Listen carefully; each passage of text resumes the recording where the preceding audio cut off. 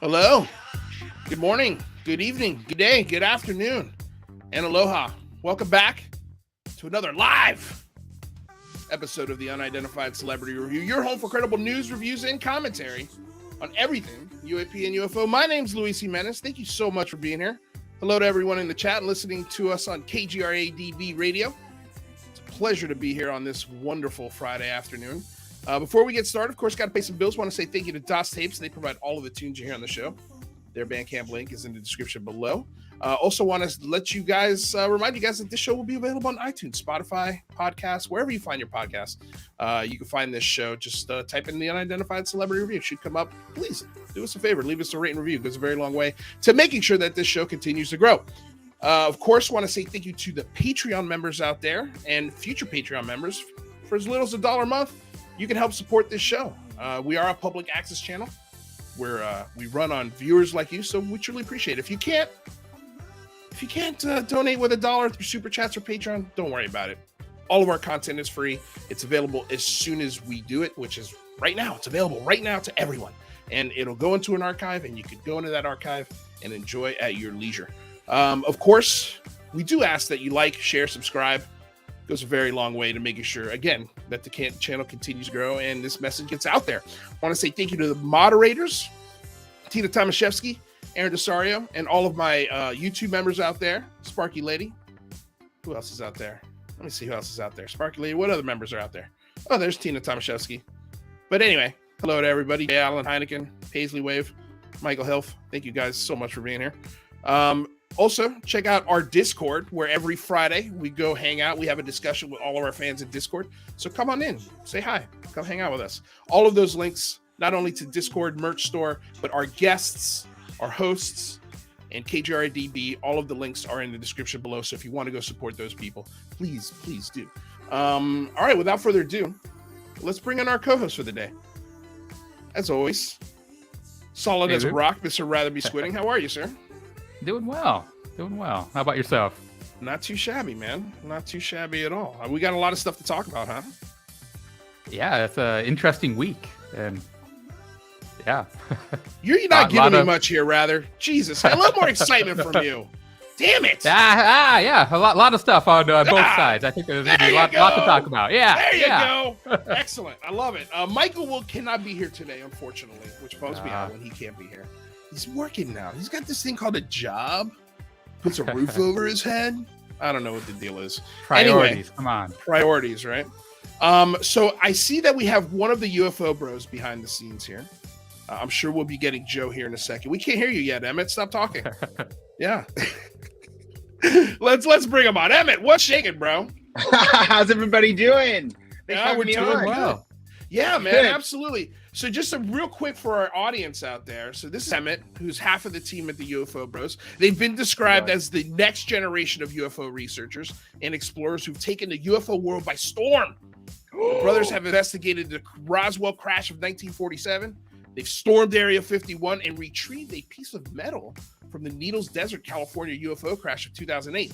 Their most recent adventures include taking one of the world's biggest pop stars, Demi Lovato, on a night UFO investigation with their UFO brothers Probecast, which is their podcast I've been listening to lately, and television appearances. The UFO Bros continue to bring a unique brand of fun and humor to research while still taking the topic seriously, which is kind of like the mantra for this show is we take the topic seriously. We just don't take ourselves too seriously. Yes, because what I love about this show. Yeah, it just seems to get people in a lot of trouble when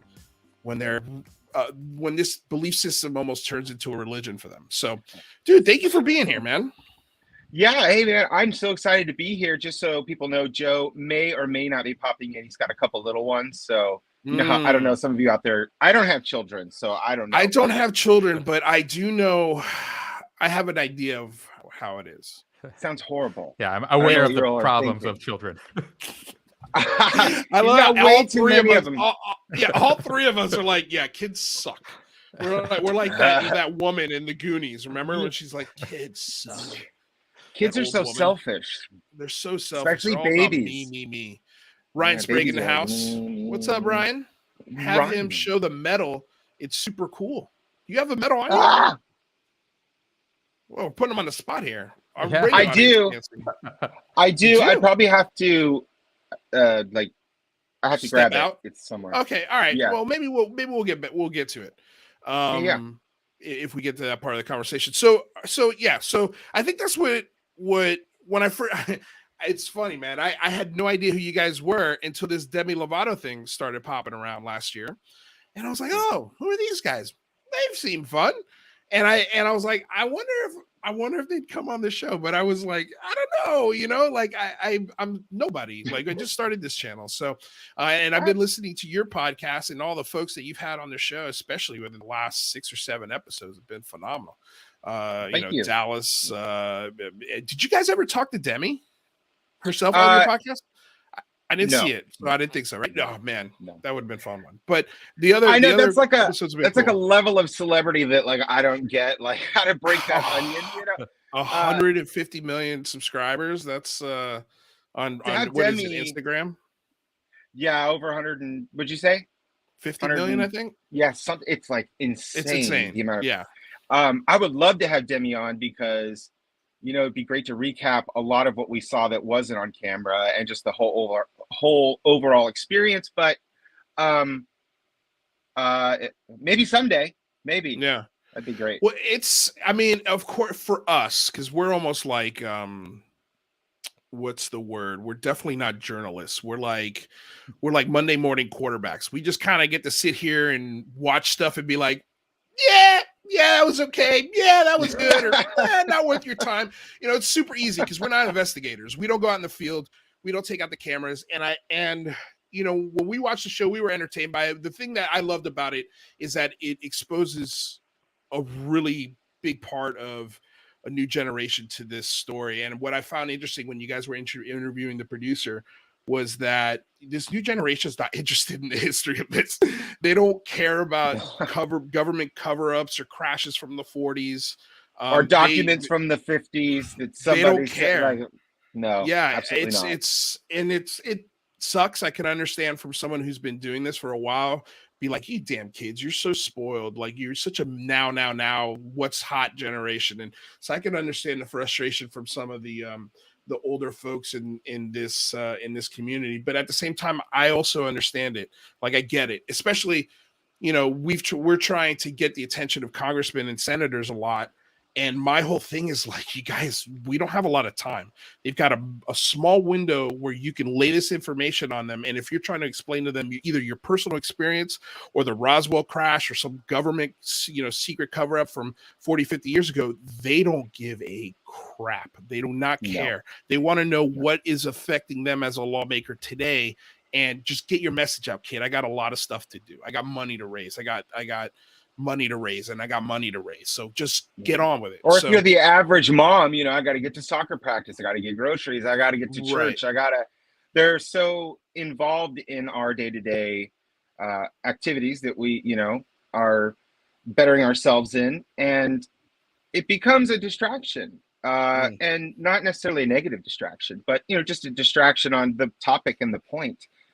I'm actually really surprised now how many people I speak with, and I say, did you not see the videos from 2017? And they're like, no, I think I heard something about it. I'm like, yeah. Well, the news cycle in 2017. I mean, we've broken this down so many times, but the news cycle in 2017 was it's crazy today, but that was the first year of Trump. And whether you like him or hate him, whatever, the constant cycling of what has he said, what has he tweeted, what is going on with him, I know, was so fast and furious that just got blown over. And a lot people wake up and they're like, what's he saying today? Kofefe. Well, what does that mean? And then that's where, the entire direction of our news cycle goes in. Right. And it's, who was it that said it? I think, oh my goodness. His name escapes me. He was one of the sort of, like you say, philosophical. Dan. he was What did he say? contacted by people. What he was, let's see. Hold on, now I'm all like thinking about his name, speaking of being distracted. What was I saying? How about that? Yeah. What was his name? He was talking about how, I remember now, how essentially how surprised he was coming into the revelation that these objects are indeed real and are and aren't ours. And he was coming into this sort of, like I said, this realization and thinking to himself, this could potentially be the biggest discovery ever. And nobody's paying attention Sam to Harris. it. Thank you, Sam Harris. I was thinking, Dan. Thank you. One of our members and awesome moderator. Thank you, my friend and friend of the show. Just an overall awesome, wonderful human being. But yeah, no, I lost you there. I agree. Sorry man. about that. No, that's okay. Are you back? Uh-oh. You guys there? Yeah, we're here. Are you there? Oh, I lost you. Hold on. First world problems. Sorry about this, guys.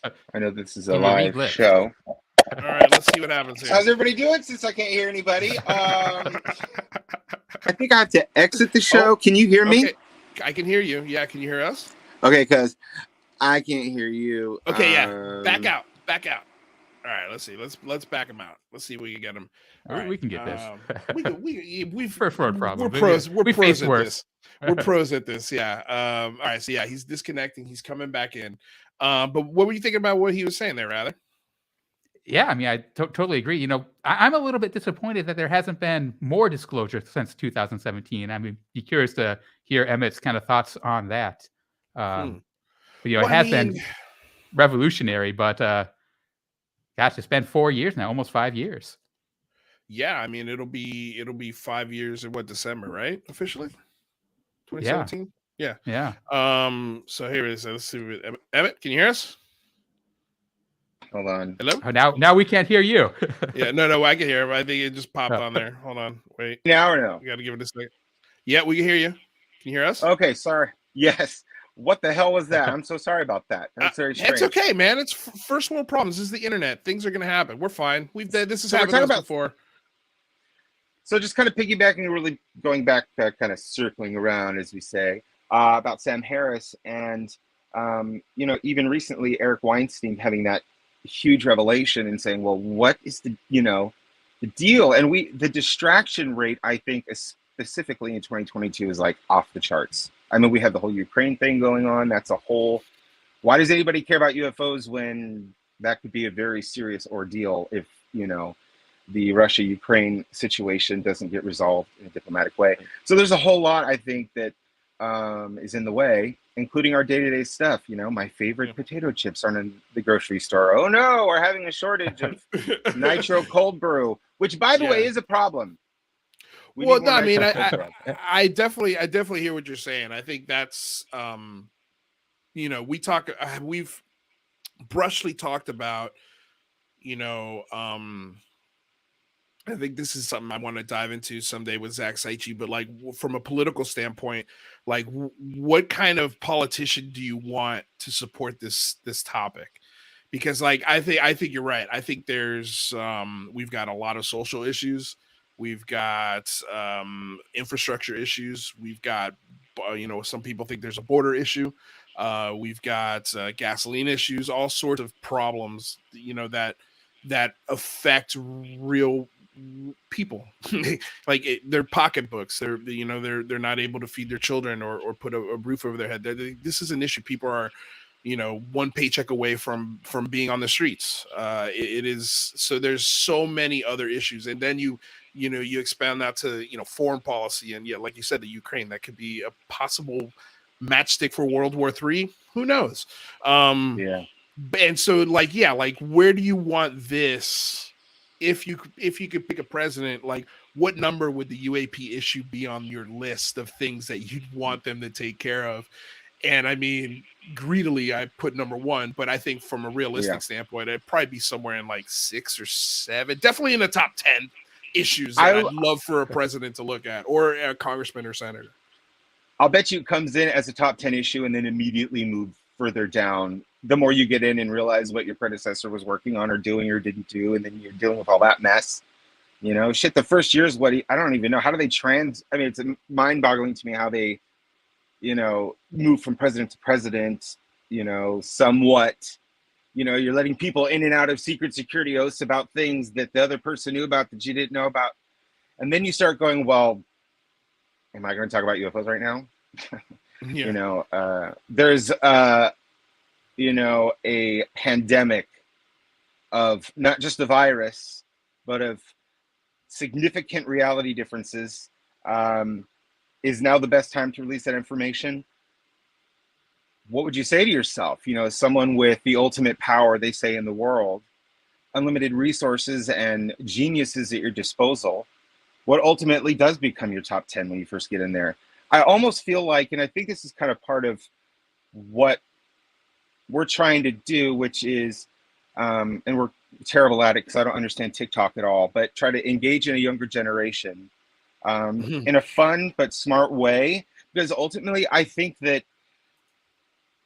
it's this sort of next generation, I think, of senators and you know, lawmakers, and I'm thinking of Congress, that have to go with that in their mind. I think a lot of people sitting now in Congress, they didn't go into Congress with that on their mind. They went in for multiple other reasons than that, basic stuff. Right. You know, I think there was a recent somebody running, and it was God, Guns, and Babies, I think is the I think that was Alex Sears that shared that, actually. Yeah, I saw that. Guy was some senator or congressman, on the side of their bus. Emmett, watch out, on the side of their bus that said, God's, Guns, and Babies, or something like that. I'm like, we're doomed for this topic if we keep doing that. And it's like, that's what people go in thinking, that that's their approach, and that's their, you know. So that to answer your question, I don't know who now. I don't even know. I'm kind of really leaning on the next generation of people coming in to the United States government. I think now is the time to push on them harder too, as well as like what you guys are doing and reaching out to all the senators and there seems to be like a sea shift happening in regards of where this conversation is being had. And like you brought up Sam Harris, Eric Weinstein, Senator Gillibrand, Andre Carson, Tim Burchett, Ruben Gallego, you know, like, and now we've got this new legislative law that's going to give us a new office. Plus, you know, the Department of Defense is it Department of Defense is making their own office, the AOI-MSG, rather. I got that right. Yeah, I believe that's true. Yeah. And so islands. So I feel like there's definitely a shift happening. So it's fun to watch. But rather, I had a question. What was it? Well, I mean, it's interesting because, you know, all the chatter in the Congress, they're working with classified data, right? And us in the public, we're still, you know, the most recent data is that 2017 videos. That's almost 5 years old at this point. Crazy. Do you think that, you know, the younger generation, those 2017 videos will be able to keep them engaged, or do you think that we will need, you know, some more tangible disclosure to really keep people engaged in this topic? I think if things keep going the way they are, they're going to look at those videos like we think of Roswell, you know, this kind of tucked away into the mythology and history.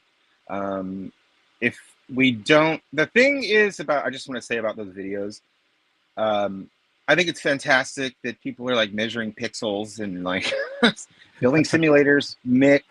But what we really need is 5 seconds more of the video or, you know, 10 seconds more. So, I mean, is there a little bit more about those videos that we can declassify? Frankly, I'm sick and tired of them. I'd like to see something completely different. Yes, agreed. But I am also 100% with you. If we either the full versions or longer versions of the videos that we already have, which should be available because these videos are now declassified, they're public knowledge. So why are we not allowed to look at the whole thing? God, it would bring. Well, there's a whole fleet of them. There's a whole fleet of them. Well, can we just see one of the other ones? Yeah. I mean, I don't know how that works. You know, I'm not like a rocket surgeon, but what I can say is even just 10 seconds more would keep Quest so busy. That guy would be so busy on the next 10 seconds. But that would help. I also think sources and methods is the continually used way of kind of getting out of releasing anything. And of course, we know that everything is way overclassified. They classify things such as like how many tires, a Humvee has, or a certain sort of basic everyday military use equipment. But I don't like how. Let me ask you guys, what do you think? Like, how do we get around the sources and methods? I mean, why can't we get just like a little bit more without showing us? Well, I think that's what the new legislation is basically asking for, is stop over classifying these things and start filtering the information so that lawmakers can look at it and make a determination. Okay, do the American people need to know this, and what parts? What's not considered sources and methods? And especially with those videos, all three of those videos were over U.S. soil. They were in training grounds. There shouldn't be, and especially from 2001, you would figure most of these systems have been replaced or are on the verge of being replaced. We also have, the 146 videos, or not videos, but encounters that we know from the preliminary task force report, and we know nothing about any of those. You think that just a simple explanation of, hey, we saw something do something. How could that be classified under sources and methods, right? It's kind of defies logic, really. Well, I think go ahead, Emmett. No, I just know, and again, I can be terrible with remembering names, but I think it was a senator who said that it was like 40-something minutes of sci-fi, the way the things moved, if anybody remembers who that particular person was. And I don't know. I'm not sure. I remember that quote, though. It was quoted. Someone said that. Yeah, someone did. Senator definitely said that. Well, why would you say that that's a pretty specific statement to make. And I know that there's also people who are trying to relegate it to nothing. And, then you have the whole, we don't want to spend money, developing demonic technology crap that still exists with people in today's, I don't remember what we were talking about, but we are going down a good path, I think. Yeah. Well, it was Congressman Tim Burchett out of Tennessee who said that. But yeah, I think we just have to be, because rather you were saying that you're surprised we haven't gotten more disclosure since 2017. It's almost been 5 years. I think these last 5 years have been tremendous because for a while I was comparing this disclosure very similarly to, and you guys are from California, so you know this, the medical marijuana discussion. In the early 90s, it was political suicide to talk about this. By the late 90s, you had a couple of senators and congressmen actually advocating for this. By the mid 2000s, it was legalized in a couple of states, and now here we are in 2022, and we're on the verge of it being, well, I don't think in this presidential cycle, but possibly in the next one, where at the very least that substance will be brought down from a class. I can't remember but I mean, they basically compare marijuana the same thing as crack cocaine and heroin. Right. Like, I think the class of that drug will be brought down. If not, it'll be completely decriminalized. I think that'll be a huge step. But my point being is that actually, I wanted to chime in on that. Sorry, really quickly. I just wanted to, because there was recently an ad came out, somebody running from Congress, and they actually are like smoking weed in the ad, and they're like, that's like their platform they're running on. Have you guys seen that? I think I did. I can't remember. You got to look at it because I want to make sure it's Luis, right? Yeah. Okay. Or Lou, whatever you want. Lou. Okay. Luis. But like you were talking about, where it kind of started from being like this, won't even touch it, won't step near it, classification of it, and to this point that there's this, video of this, and he's actually doing pretty well from what I understand. Yeah. I have to check that out. I mean, it's a substance now that is definitely a lot more people are educated about it, and of course, there's a lot younger representatives stepping into these old people's shoes who are being ushered out of Congress as a new generation of Congress and senators come in. You know, they're cool with this. Like, it's not a big deal for them.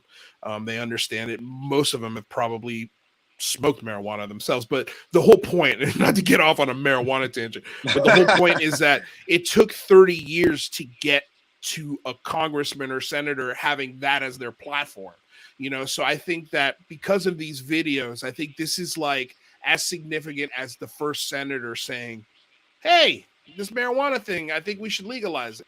You know, and so now we're 5 years into, I think might be a 20 or 30-year process, just like the medical marijuana discussion. That's what I'm feeling. And I just wanted to kind of say, the videos, I think it's being, obviously what you're talking about, this is a systematic way of what I think is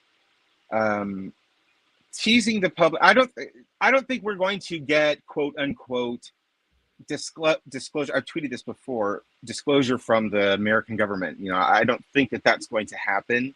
Obviously, it's going into, you know, the public, the private market, and that I think is where we're going to find more information. And I say that like using Elon Musk as an example, somebody who's essentially taken space travel out of the hands of the government in terms of capability. You know, we're going to find out more just because of the privatization of space, whether you feel great or not about that. And, you know, of course, Jeff Bezos has his giant phallic rocket, you know. You know, you got to take some kind of, like, you look at that, and there's tons of memes about that. But the Galileo project is a good example of something in the public sector where, you know, geniuses are aboard. And people smarter than us that study this topic or some aspect of this topic, you know, UAP or otherwise. And we're going to start finding answers in the public sector for sure. That's where it's going to happen. The private aerospace corporations aren't going to, they're never going to relegate any of their technology and either also physics discoveries. I don't think a lot of people understand that when you're a contractor in a place like, you know, a government-funded, essentially, military company, any discoveries that you make are theirs, period. You don't walk out of there and talk to your colleagues about some physics breakthrough or significant advance in physics or metamaterials. You don't go home and talk to your family about it even. It's top secret stuff, you know? So I just want to kind of talk about going back to, I think Eric Weinstein was tweeting about this, like, kind of, I think, mind boggled a little bit that the private aerospace corporations could have made advances in physics that aren't shared with general academia. To me, it's just like, I mean, like, duh. I mean, no offense. But like, how would you not see that that is essentially how privatization of this information happens? Why we'll never see it. And the only way we're going to do it is to continue creating, you know, projects like Galileo, and UAPX is doing some stuff. And, you know, I think that's where we're going to find the majority of our we're not alone information that we're looking for. That was a really long-winded thing, but a little bit of pushback on that, though. You know, I could see why the government might want to keep it secret because they might see the technology as a potential threat and might be misused. But if it was in private aerospace, wouldn't they want to push the technology out and, you know, make some money off of it? No, they get grants and money for, it's all government funded stuff. You know, it's a black hole of money. They do get a ton of, I mean, all of these big companies do get subsidies and billions from our government to make new toys. And then, but you have to understand that, but the aerospace corporations and the government, for lack of a better word, they're not involved in this to produce physics discoveries to share with mankind. That's what I'm saying. It's not in their job description. It's not what they do. Right. They don't go and make breakthroughs and go, hey, everybody. No, that's DARPA. DARPA is kind of, I think, the intermediary between that and private sector. You know, some of those older technologies are either developed or somehow integrated with that. And I could be wrong or, not educated enough on the topic, but that's would be my perception, is kind of how that would work. I mean, think about it. You discover something incredible, and we live in a capitalistic society where you're supposed to patent that and trademark that. And, there's a whole system, a legal system of ways and the obstacles and problems. And I mean, I just don't think that those sorts of, physics discoveries would be just, disseminated to for the betterment of mankind is what I'm saying. Their idea of betterment of mankind is technology that is so beyond secrets and so beyond our understanding that if we happen to be in a situation where we have to pull out the big guns, that our big guns are probably something far other than nukes. That you know what I'm saying? Am I going on a path here or trailing off? I think I dig what you're laying down. Rather, what will you say to that? Well, I mean, it kind of goes back to the priorities, right? If this is a new physics and new stuff that's really transformative of society, I mean, one, it's depressing to think that they're keeping this secret if it really could, change society. And, second, that it kind of goes to those priorities, like if this really is something that they think is physics defying, I would think that it would be their number one priority, right? And maybe it is. Maybe it is in secret. Well, I could also see how Lockheed Martin or someone like that, let's say they made the breakthrough, and like you said, rather, it's like, oh man, we could make a ton of money off of this in the public sector, but I'm sure they have contracts that obligate them to show this to the military first and say, hey, look, do you have any applications for this, or does this interest you? And they sometimes they take it. Sometimes they'll take it and they'll just just stuff it away and hide it, and not even look at it, or they'll pull your patent for. Excuse me, sorry to interrupt. They can actually take a patent in the name of national security. Right. Happens a lot. Yeah, no, they've done that, and what do you make of the really weird Salvador Pais patents that are out there that presumably show these crazy tech? To be honest with you, I think that's most likely what it is. I say that because actually, have you recently went back and looked at the patent? You'll see some updated dates on there that is quite literally, I think it's right when they released the videos. Some of the patent dates and some of the patent names changed on it. I'm not a legal person, not a patent person. These are just some things that I see on there. I should probably dig into it. One of, I think, the most kind of interesting aspects of that technology was talking about an appendage being part of it. I don't really remember exactly what, but I do wonder, and I thought I'd ask you guys this since we're here.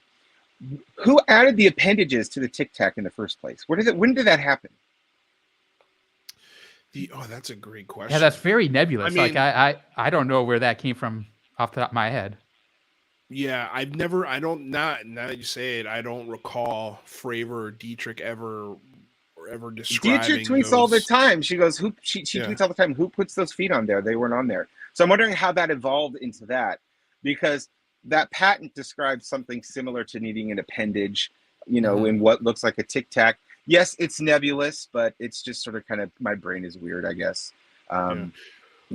Take that what you will.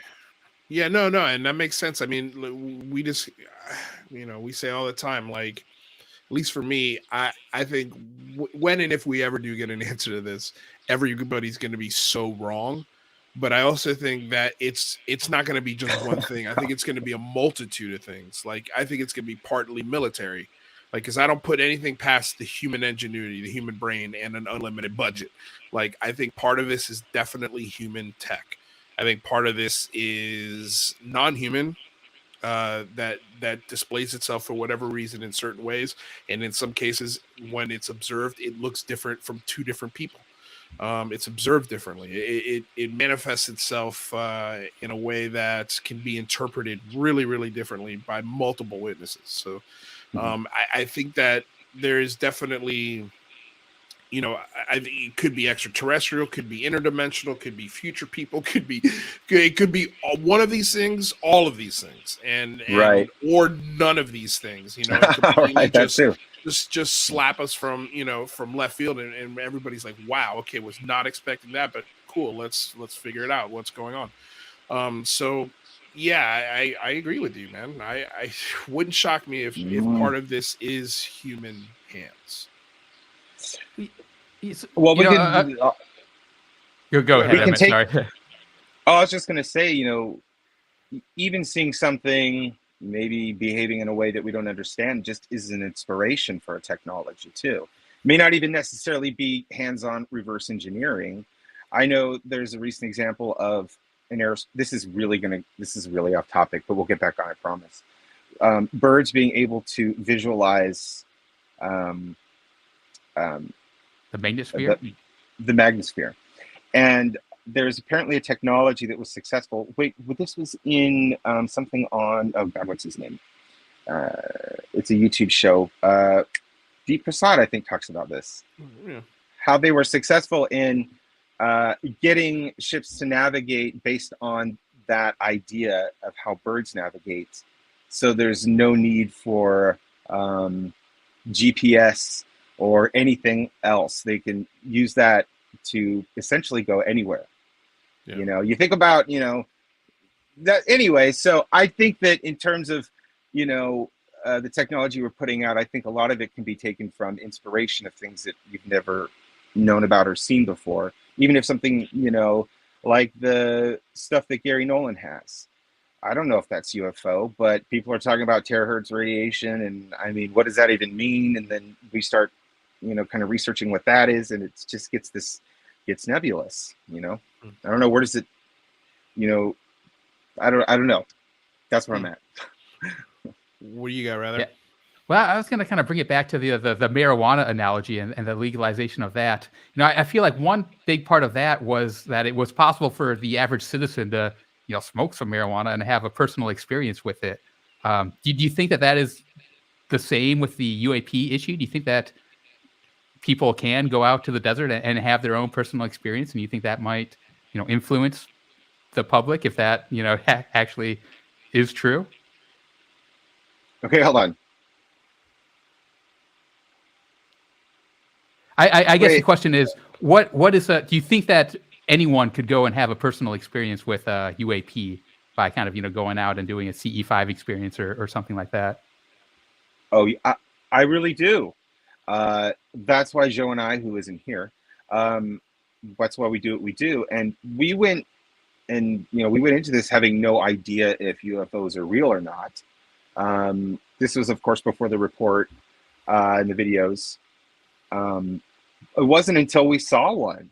I mean, by actually going out with the intention of seeing something weird. And we saw what's best described as a pinpoint of light that grew into a big sort of ball of light and then slowly disappeared. And we've seen that several times. And then taking Demi out, we had another pretty amazing UAP sighting. They were able to capture that on film. And that night we also had that same UFO sort of thing that grows from a pinpoint of light into a big ball. They did not capture that one on film, but I say all this to say, I think if you go with the intention and the open mind, you'll have an experience. And even something as mundane as a satellite passing by, or you see the space station. I've taken people out on these sort of UFO watches, and just that alone is enough to waken their mind up a little bit to, well, what's up here and not what's here, all day long.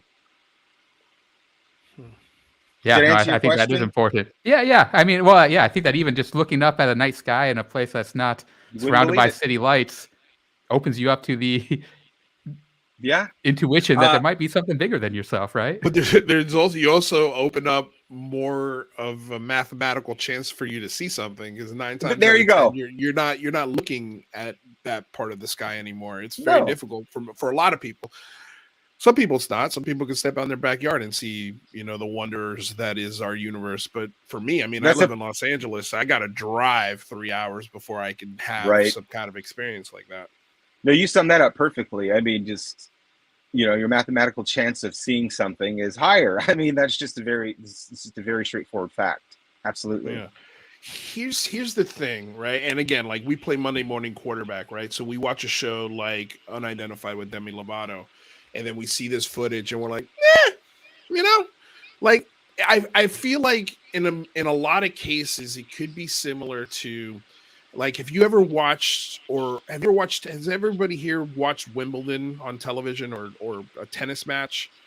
And probably not, because it's boring, right? Like, it's tennis. Like, why would you watch that on TV? And then you go to an actual professional tennis match and you sit in a box and you watch it, and all of a sudden you have a much different perspective of what you're watching on TV, and how television does tennis no justice whatsoever, and how difficult and what these athletes are putting out for you to watch is incredible. Like, I had the respect for tennis and tennis players overall. You really like tennis, don't you? No. I mean, I'm just saying, like, I think it's any sport, right? You think you can do it when you watch it on TV, but when you see them actually do it, it's another ballgame. Completely different. Yeah. And so I think that's what's not fair, from perspective anyway, and that's a criticism I'm just lobbing at myself. Like, it's fair for me to be like, but I'm sure if I was there with the crew and with the cast and with people who were filming, and like I heard you guys, like, in your episode, the sound guy, the grumpy sound guy, the PAs on set, the people who were on the show, the producers. Poor sound guys, they never get enough credit.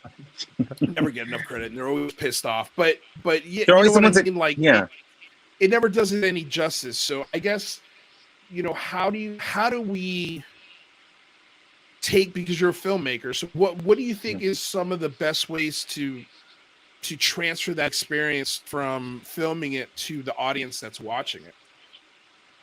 I think it just depends on, but let's just step back for a second and talk about UFOs on TV in general, if that's okay, and then go into that.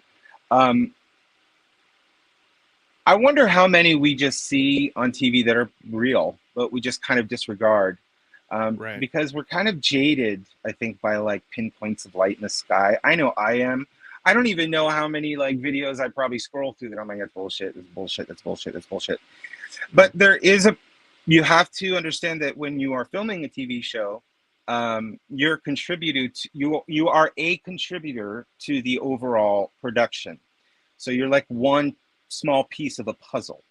And there are only a handful of people that understand the entirety of that puzzle. So when you go there and something happens, frankly, for it to happen that night with that crew and the people being able to see it, was pretty remarkable. That doesn't just happen. So it was actually an amazingly crazy event that was captured on film. But then now you have to take that and you have to translate that piece into a greater storyline. And so, one way I really think is to do it yourself. Take some friends, use your own phones. There's some, some fairly cheap night vision, cameras and things that you can get. That's what we have. We have, lots of tech that we use that we probably have no idea what we're doing. But we have it nonetheless, and we use it and we take people out because the experience is such a bigger part, like you're saying, than just what we're seeing on TV. But TV is entertainment. TV is TV. Right. And that's what we know when we see stuff on TV. Well, it was on TV, so it's not real. Right. But I think one thing I did like about Unidentified was it really did encompass, I think, the full spectrum of what we considered to be the phenomena, because we have, the people who are taking, the route, of kind of a religious experience with it. whether we like it or not, they're there. Mm. You know, they're there. You have some people who claim to be, you know, hybrids or whatnot. Well, they're out there. And some programs are not always just designed to find the best evidence, but to present an experience for a wide range of viewers. So just keep that in mind when you watch these UFO programs. You know, we've got, you know, some of our biggest critics are on other programs that some people may not really necessarily think is the best platform for talking about UFOs. But you know, I hope I try to answer the question the best I could in terms of bringing that experience, you know, to just the average day person in a different way. I think, you know what I'd love to see, from a production standpoint, I think that would really add a lot of validity to it than just one camera with, you know, seeing one light at the sky. It would be so nice if you had the main production crew on one hill where you guys are doing your sky watching, and then a separate production crew with separate cameras on another hill. So when you guys do see something, it's triangulated from two different angles, two different sets of witnesses from two different places. And then if whatever, not to say your show, you have no control over this. You were just on the show. You weren't a producer, you weren't a director, but I'm just saying UFO shows overall, I think this would be something that they should really consider doing, because I think it would add a lot more of a scientific feel to it, where it's like, hey, look, we've got a crew on this mountain, we've got a crew on this mountain, we're 20-30 miles apart, we're both going to be pointing our cameras in this direction, and this is the time we saw it, this is the time they saw it, this is where they picked it up on one instrument, and here are the two angles of it. Like, this is clearly not faked, you know, like this is, whereas if it's just one camera angle and it's dark, and the thing that I did respect that I heard the producer say was that they didn't alter any footage, they didn't brighten anything, they wanted the footage to speak for itself. And so I, you know, for that, I think that's cool. I think the thing that would really kick it up another level is just another angle. Like another angle would add so much more data, and I think it'd be incredibly intriguing. And I've never seen anybody do it yet, which is kind of weird. It's all tied up in what the networks are looking for, what production company, have they done UFOs or not? Do they really even know they're just doing UFO program to, you know, we don't have a budget for that. Yeah. I mean, I think it's probably those are the biggest stepping stones into that information, unless you're somebody like Brendan, you know, is it Fugel? As an example, you know, that he's somebody who's been able to invest in that sort of technology and that equipment, you know, but that would be freaking awesome. That would be amazing. Yeah. You know, because then we'd be actually having the intention of capturing data as opposed to just a video of something in the sky, right? Right. Because when you have more than one angle, you can gather data better that way. So. I think so. Yeah, I think you're right. And I mean, that's something that Mick West would admit. Like, and he's admitted on this show, like, if there was another angle of that Tic Tac or another cam, which there should be, because usually these planes are not alone. They usually have a wingman. So you would assume that there's another angle. It would immediately shut him up. Like he wouldn't be, that would be the coffin for him if he could get two angles of this object. So then you could get speed, you could get height, you could get there's so many details you could get if you know the position of that camera system and position of the other camera system. It opens the book of data tremendously. So I think, I think, I mean, how often when you get into these production meetings and you get approached, are they looking to you guys for ideas, or is this just something where they're like, hey, we heard about you guys, we love your stuff, we looked at it, we'd love for you to be on the show? Do you ever get the opportunity to be like, hey, you know, can we share some of our ideas? Oh yeah. Most of the not to be like, you know, I do contribute a lot. The like storming Area 51, you know, a lot of those contacts I was able to pull in or had some kind of say. That one was a really fun one. With the Demi Lovato situation, that was, you guys are cool, you're fun, we love what you do, we want you to do your thing with Demi Lovato. And then we just did another production, and that was, I think, more kind of a one-on-one interview sort of situation, more like this, where, you know, what do you think of this thing and what do you think of that, as opposed to, you know, okay, you know, in Storm Meeting Area 51, we're going to go here to here. We got to get this shot, and we got to get you to say these things, and you got to, you know, it's very much like that. Yeah. And so in this one, it's, I don't know when it's coming out. There's definitely more of like a long form interview in this sense, and then we have something else coming out. That one was totally fun, so it's unlike anything that we've kind of seen. It's just fun. It's just a short little fun thing that we did. So. That was that last, the one I just got done filming was just a total fluke. It was weird. Okay. Well, when are these projects coming out? Can you? I have no idea. Okay. I'd say it's usually 6. I think the rule. I don't know if it's a rule. It's something like 6 months post filming is, I think, usually. Their so window. Yeah, I would say like late summer maybe. Okay. Or it could be sooner. I don't know. Cool. Can you I'm share sure, the name of the program? And the follow-up question, is there going to be a season 2 of the Demi Lovato Unidentified? Ooh, good question. That is a good question. I can't share anything because a lot of like show titles and things are always work. The titles are always working. You know, they're always changing them or coming up with them. Because you got to also check into trademarks on those names and those sorts of things. So there's a whole lot that they think about. From my understanding, the Unidentified with Demi Lovato was meant to be a one-time 4-episode series, and that was just something they wanted to do and was passionate about and wanted to have fun with and sing to a ghost. It's fantastic. Can't say no to that. Yeah. Hell, I know. Come on, that got great press. I thought it was fantastic. And Demi's singing good too. Really, it was beautiful. Don't you think? You have to admit to that. Oh, of Demi's course. got an amazing voice. Yeah. How could you? I mean, got an clearly, great. she's got a much better voice than I do. That's for sure.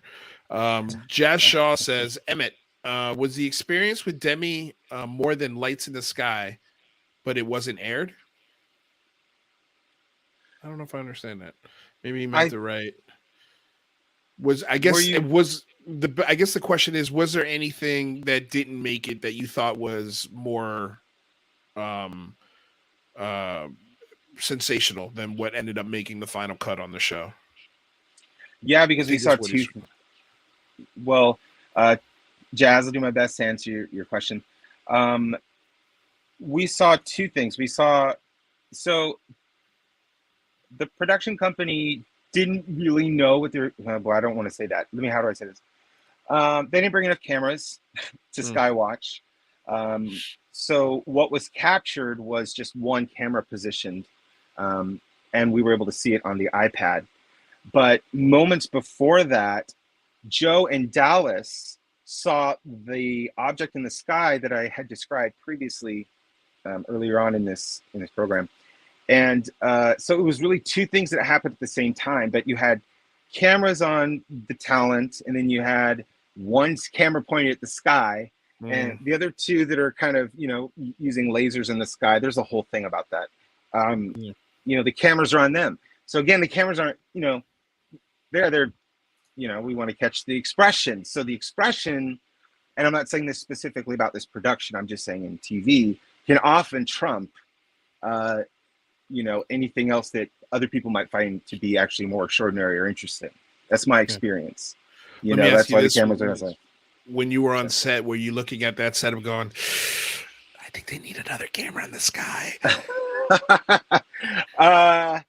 No, because we found out right before setup that they had just the one sky cam. And so, but if you look at the series, when they end up in Sedona, their equipment is, they prepared better that time to actually catch something in the sky. So Zach Knight says, wait a second. Why is he wearing a hat inside? What is he hiding? Oh, if I have hair or not? I have some hair. That's what he's hiding, guys. UAP. Oh, that's a dope hat. Is nice. that where? Yeah, check out logo. Oh, No, this cool. This is Saserco. Oh, I've heard of Sasako. I gotta love get in them. touch with that guy. Just Let to me be tell like, you. what do you? Just give me some merch secrets. Have you ever received it? Like, I'm like not trying to do sales pitch for Saserco, but I will tell you why I support them is because they're young entrepreneurs. And if you ever get anything from them, it's like top notch. Everything from the tag to the, it's not like they're getting it, throwing it in a plastic bag and just, kind of drop shipping it. Like even the box and everything that it comes in, it's a really cool experience. And I'm like, that was fun. When I got my first thing, I was like, that's fun. I like these guys. I'm going to keep, supporting them. So. Yeah, no, that's what I when I've seen their ads, I'm like, man, this stuff looks so high quality. This is exactly what I want my merch store to look like. Like, well, how do I do this? Like, I mean, not to say my merch store is bad. Please go check out the link in the description below. It's a lot of fun. I'll have to check it out. But yeah, and Tina Tomaszewski's so fast with the links. Here's the link for Saserco, you guys. So if you want to go check them out, please do. Awesome. When you wear a hat like that in public, do people often approach you and share their experiences? They usually think it says WAP, and then they have to take a second look. And then I have to explain it. You unidentified aerial phenomena, and they go, "Oh, you into UFOs?" And then that's like, "Oh God." You're like standing in the grocery store line, and you're like, "We don't have time for this." I would like to explain to you how much I'm into UFOs. I mean, it's not going to happen by the time you're done buying your bread. It's just, Yeah. We don't have enough time. But do you find that people are more interested in it these days, in engaging the conversation? And when you do have time, how do those conversations usually go? I try to give them like the best little bit of information. I try to work in the videos and the DoD videos just as a basic start. Yeah. To say that, these were officially sanctioned, real UAP videos. And then that's usually when they kind of go, they either heard something about it or they don't know. But I just try to approach them in a fun way. They always say that laughter is the shortest distance between two people. So, make a joke, open them up to chatting about it. Sometimes they'll tell me that, "Oh, my so-and-so is really super into UFOs. They should meet you." I'm like, "No, thanks." Or my so-and-so, so they're, it opens up conversation for sure. It absolutely does. They want to know what's with UFOs. And I'm like, well. Just can you guys still hear me? Yeah. Oh, okay. All right. I'm back. Sorry. I froze there for a second. All right. I thought I was going to have to back out, just like Emmett did earlier. Well, listen, man, we're hitting the top of the hour. I can keep going, or where's Joe? Where's Joe? I'm kidding. Joe is a disaster. No, he's a daddy. Like of children, and he's got a lot of them. And he's got two young ones, and something happened with somebody probably dropped a bowl of Cheerios. I don't know. It's it's fine. Gotta get chicken nuggets ready. How close are you guys to each other as far as living near each other? 5-hour drive. Wow. Okay, so not close, not right around the corner. So how often do you guys get together and do these sky watches? We really try to go for like at least once a month, just depending on weather and that sort of thing. But there's are your nephews into it? My older nephew, he's 16. I'll never forget the day he approached me to tell me about Bob Lazar, and he just discovered this guy named Bob Lazar. And I was like, "You discovered Bob Lazar?" And that was fun. I got him a poster, actually, a Bob Lazar poster. So he's actually a big fan of, I think, just the whole UFO narrative and the topic, and kind of all the, the kind of some of the fun things about it. And I think that's important too. I don't think that necessarily inviting more pop culture into this in a fun way is bad.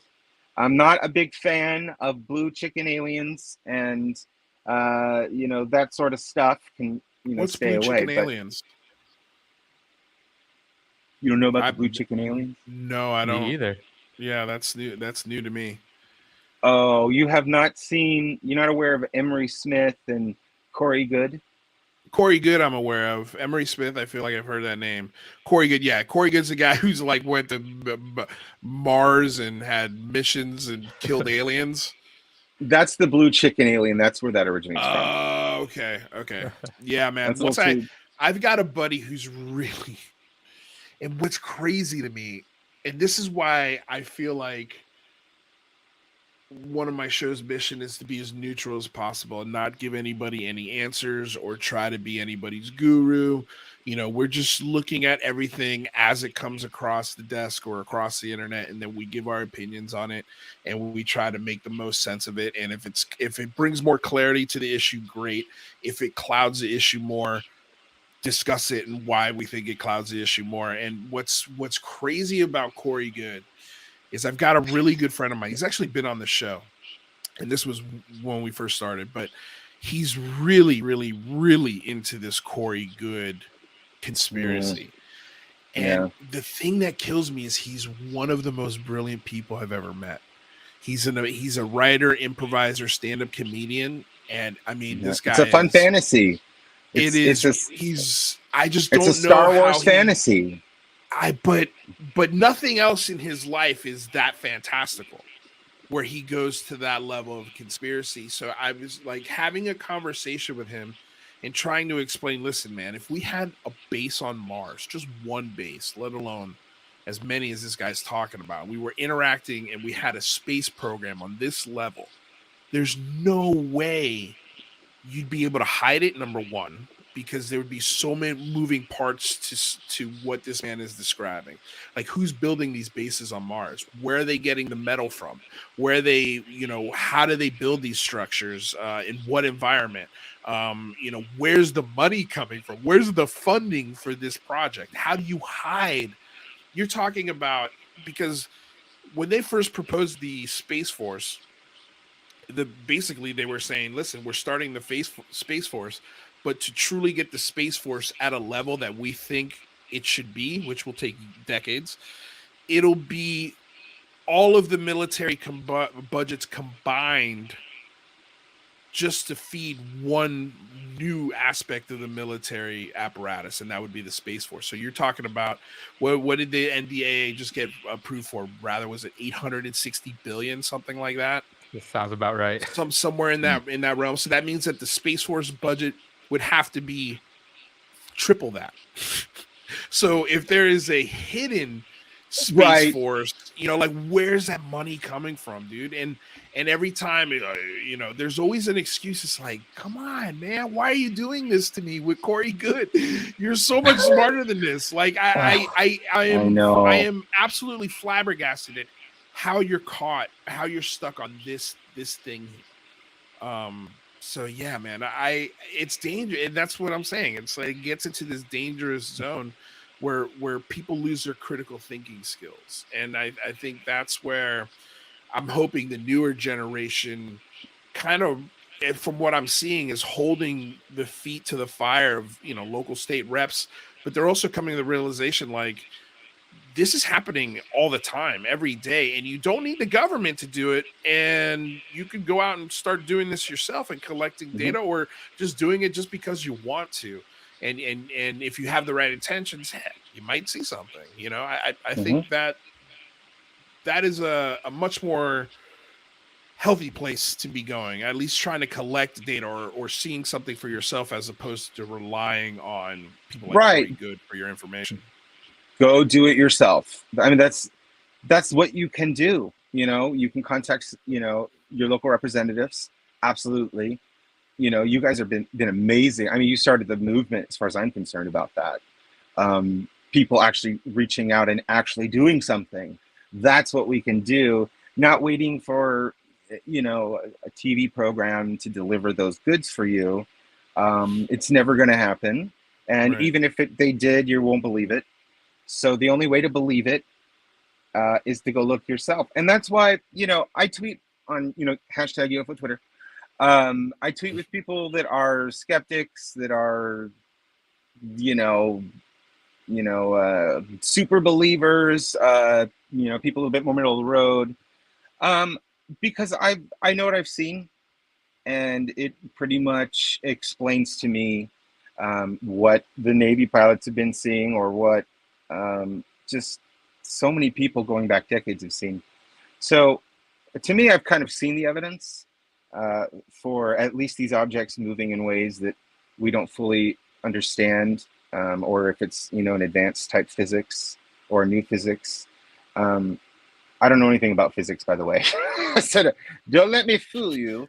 But yeah, go out, do a sky watch, get your friends, and go somewhere a little light, and just start looking at the sky. That's where you're going to get your validation for information, and maybe you'll chill out a little bit. You know, if Nick debunks the gimbal rotation, you know, it's like, fine. You know, that doesn't affect what I know or what I've seen. And the only way to get to that point is to go out and do it. Yeah. So let me ask you this, because I've had an experience myself when I was 13. It was pretty up close and personal. No beings or anything, but at a birthday party, a whole bunch of people saw it with me, and I've explained a billion times. I won't go into it. But I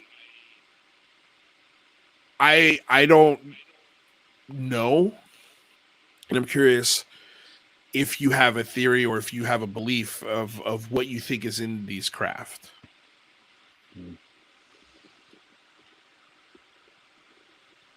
One that I think I tend to, when I look at stuff like a Tic Tac or something that is metallic and strange, I sometimes wonder if it's us from the future, or you know, the inevitable singularity we're reaching with, you know, artificial intelligence having something to do with these sightings, or they're a metallic form of life. Plasma has been kind of documented to interact in a sort of, in a way, like it's intelligent. So I think it's everything. I don't really know. I think it's, of course, extraterrestrial. I'm going to say that for sure. I mean, that was just a given, but I meant, you know, if people are having a hard time with the extraterrestrial hypothesis, well, you know, time travel hypothesis, not time travel, but, you know, thinking about future generations and what that technology could be like, considering how our technology grows so exponentially year to year. What are we going to be doing in 100 years? Yeah. What kind of abilities will we have? Will we be able to, you know, harness different sorts of physics? I don't know, but it could be us. Could be us. I'll be interested to know. I would love if I could travel in the future. I think the first thing I'd be interested in is, how are we communicating with each other? Is it still the internet? Yeah. Do we have phones? Like, how are we expressing each other to each other? How are expressing ourselves to each other? Because the thing that, and I've gotten caught in this, and I really started preaching with, you know, don't get caught up in Twitter fights. Right. It happens. Like, I mean, I to know. the best of us. I mean, I really have tried, you know, because the problem with Twitter, and I know it used to be 150 characters. I don't know what it is now, like 200 something, but 225, I think. But so much gets lost in translation when you're trying to have a conversation and make points to one another, and then there's no human connectivity. So then the answers or the responses seem like smart aleck or you know, aggressive, and then the other person comes back with a really aggressive overtone. Oh, we lost them. But you know what I'm saying, right? Rather like this idea of, well, and it's also just hard to keep track of the conversation since it's such a muddled right. thing with people jumping in and you don't know exactly what they're responding to, and yeah, Right. it's a mess. No, it's a nightmare. I mean, Twitter, communicating on Twitter, you know, like I guess, do you have any Oh yeah. any I got road lots bumps to that say. you hit, or so what are like the lessons you've learned in trying to communicate with people on Twitter? Because the thing I've found with you is you're just there for some laughs, which is kind of what I'm there for, you know? Because like if I love your this Twitter isn't posts. if this isn't funny, like aspects of this stuff for me, even though I've had an experience, like aspects of this for me are hilarious. I think you could start honestly a web series just about UFO Twitter Oh yeah. alone, you know. But like, I'm curious to know, like, About what are some Twitter. of the speed bumps that you've hit or Oh. lessons that you've learned over the years that sort of help you avoid those things? You know, I love UFO Twitter for the better, for the worse. I'm sure you guys are the same way. I've seen you, Lou, get attacked a few times, and Yeah, a few times. a few times, and sometimes I'll interject a comment just to, for everybody to see just kind of the irony of the argument or whatever. That's kind of my thing. Yeah. I don't think, it's hard when you're being personally attacked. That's happened to me before. I just be like, and, whatever. But that's hard to deal with, and you are a successful show, and you guys are obviously very smart and articulate in what you say. And you're also making $1 every once in a while. And that's where you've crossed the line, Lou. Yeah. Don't make $1 off of UFOs. Don't make $1 on UFOs. Yeah. Don't. I mean, look, I think there's a lot of people who've ruined the business model for this topic because they're selling documentaries about Antarctica, never having stepped foot in Antarctica, and telling everybody with 100% certainty there's underground bases and aliens there. And it's just holy crap. Like, how do I come into this and present our show in a way, where we're not trying to take advantage of anybody? And it's just like, look, if you like us, here's the hat, please throw $1 in it. If you're going to stop on the, on the sidewalk and watch this show, all we're asking is at the end of the show, hey, give us a tip if you can. But if you can't, don't worry about it. Continue with your day, or you tell people about our show, share our show, whatever. But that's why we have our entire archive is free, and that's, that was like the first thing I said to myself. I was like, okay, I can't charge people for this because you're immediately going to be labeled as a fraud or someone just in it for the money. So I'm going to have to, the show has to be free. Every aspect of it has to be free to access as soon as it's available, because it's for me, this topic, and not to say that there aren't great shows, because there are. I mean, Ryan Sprague is one, that UFO podcast. These guys do amazing work, and they put a ton of work into their production. And if they want to put their show behind a 3-day paywall for their PayPal or whatever, I'm totally cool with that. I think the part for me is where I draw the line is when you start telling me things are facts or things are definitely this or definitely that, and if you want the information, you gotta pay up. Like, that's where I have a huge issue with it. But beyond that, I mean, like, dude, I don't. This is we're in a capitalistic society. Like, why am I not allowed to put 60 hours into this show a week and try and reap some rewards from that?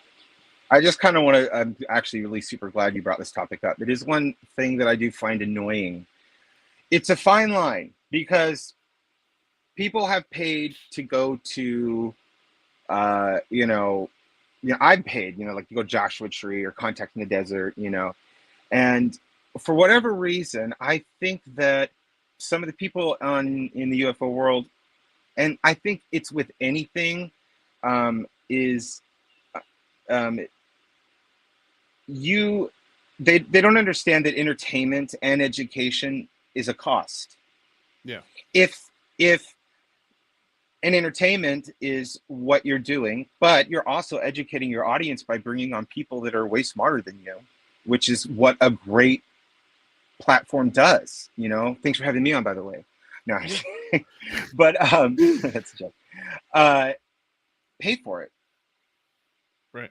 I think of how many textbooks you paid for in college that you never read, or you read one page out of, and you know what I mean? But it's part of a capitalistic society, just like you said. Would at some point passion has to repay, especially if you're really bringing positive attention to the topic and helping weed out blue alien chicken people and calling people on the spot. And that's a service, is frankly, as far as I'm concerned, and people pay for services all the time. It's just how it goes. Now, I get that the topic is what makes people on the fence, because you've got people who could be considered legitimate grifters or whatever, making money on their stories and saying that they're real. And, unfortunately or fortunately, however you view it, that's just the reality of where we live. The difference between Corey Goode and the difference between George Lucas is George Lucas says, I made it all up. And Corey Goode says, I lived it. Right. And that's a huge difference. Yeah, but they are both just part of a capitalist society. They have the right to copyright their content. It's just the law and their systems, and that's what they do with intellectual property, whether they lived it or came up with it or not. You have intellectual property you have to protect. You have a system in place for how you run your shows and how you collect payment, and that's fucking hard. That's really hard to do. Yeah. And hard to maintain on a regular, consistent basis. So I think you guys are awesome and bravo. And I think everybody should, pitch in $5 here or whatever. It's a lot of work to get the right microphone, to get the right mixer, to get the right program, to, get your guests. That's a whole process, an entire thing in itself. It's a lot of work to produce something at the level and quality, and approaching it, and I think from a fair middle ground as you guys do. So screw them. Hey man, I appreciate that. Rather, did you have anything to add to that? No, I think Emmett said it perfectly. So listen, Emmett, man, you go ahead. Sorry, are you gonna say? No, I just think it's easy to automatically try to discount somebody because they're trying to make money in this field. I think maybe some people may not have had experiences with having their own business or their own intellectual property. Maybe can't, they don't know what they don't know. So the only thing they can do is attack it for whatever their reason is. Maybe because they don't have the energy to do it themselves. There's a whole host of reasons. But I just want to say on the positive, you guys are killing it. It's amazing. We try, man. Thank you. We try. Yeah. I mean, I don't know why Rather still keeps coming to these shows, but I appreciate that he does. I got him here 3 days a week. But I mean, look, it's a fun topic to talk about. And I think we could talk about this every day if we really wanted to. I mean, the next thing we're going to get into is some of the things that Lou Elizondo said on Jimmy Church's show the other night. And I know Rather's got some thoughts on it. I don't know. Did you happen to catch it, Emmett? I only caught, I haven't watched it yet, but I caught essentially some comments about Roswell and something else. But no, please refresh me. Yeah. So I know there was an article he had brought up, right? Rather, he was bringing up an article that was later found out to be in the Sun, right? Yeah, an enemy. So the Sun published an article recently talking about NSA document, and the Sun's article was talking about, well, the title of the NSA document was something around communicating with extraterrestrials. So Lou presented this article, this Sun article, and saying, this is very important. This is relevant to the modern disclosure field. And it turns out that the NSA document was a unclassified document from the 60s, and was essentially a cryptography exercise where they kind of presented a fictional story, fictional kind of hypothesis, and asked the audience, how would you decode these alien messages? There was an answer key upside down at the end of the report, right? It was clearly kind of a training exercise.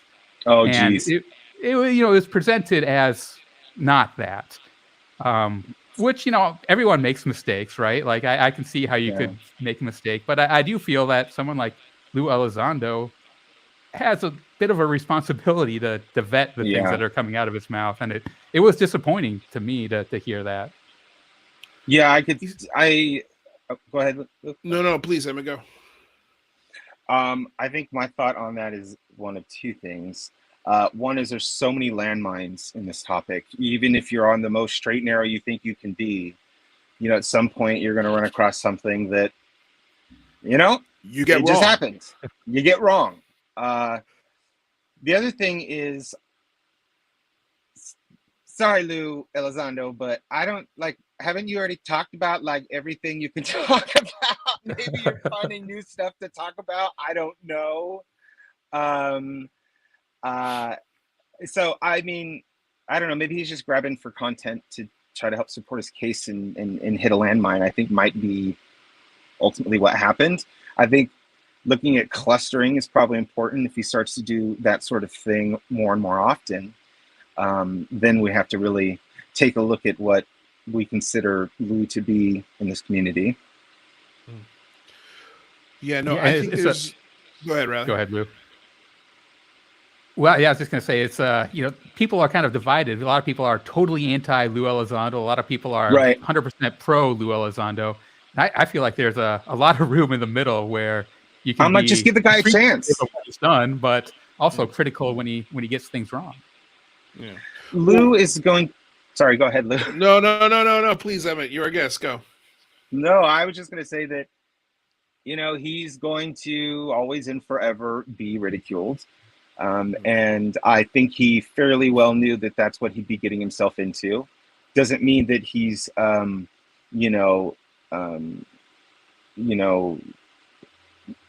can't think of the word for whatever reason, immune to what people have to say. We're all human beings. But I think he fairly well knew that maybe to not what degree, because, the guy is essentially one of the biggest pushes we've had to get where we are in 2022. And the question becomes, can Lou get us, or is he still going to be a part of and still continue to help us getting beyond 2022 and getting to the sort of revelations we're really looking for? But I don't know, it's a landmine. I'd give the guy a chance. I don't see why there has to be such a divisive sort of thing about people. This person said this one thing one time, therefore I have to discredit absolutely any and everything that they ever said.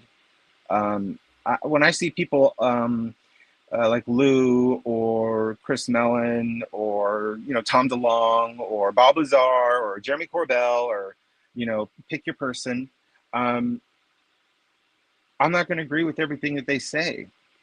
I think I like them all very much. I love Jeremy Corbell. He's my buddy. But I might be a little bit, but everybody has something to contribute. You just have to pick and take what makes most logical sense, I think, for yourself. Right. And just leave the rest.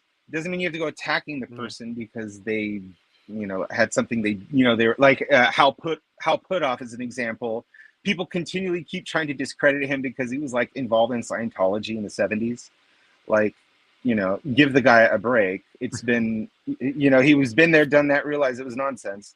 But those are the kinds of things that I think Lou Elizondo is going to continue, not Scientology specifically, but as we continue on, people are going to continue to do that sort of thing. I think to any sort of public figure in here, Lou, you've experienced it yourself.